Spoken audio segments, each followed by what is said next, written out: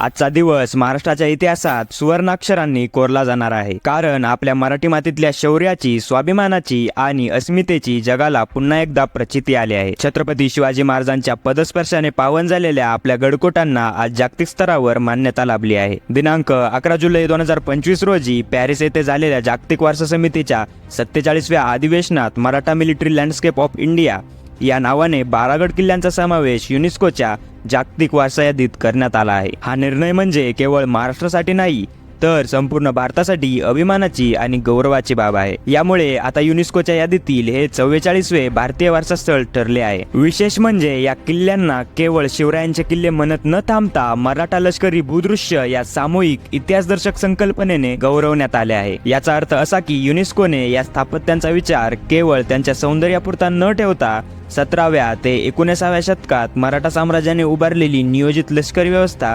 रणनीती आणि संरक्षण शास्त्र याचे जागतिक महत्त्व ओळखले आहे। यामध्ये खालील 12 गड किल्ल्यांचा समावेश आहे।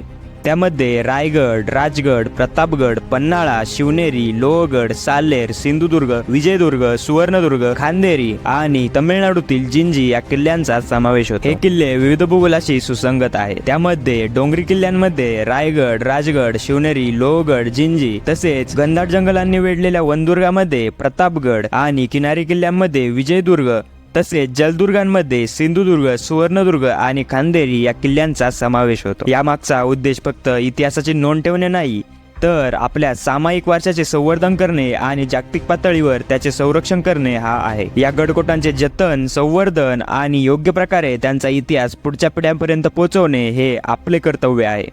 तुमचं याबाबत काय मत आहे खाली कमेंटमध्ये नक्की सांगा। जर हा अभिमानाचा क्षण तुमच्या मनाला भिडला असेल तर या व्हिडिओला एक लाईक करून शेअर नक्की करा। भेटूयात पुढील व्हिडिओत, तोपर्यंत जय महाराष्ट्र।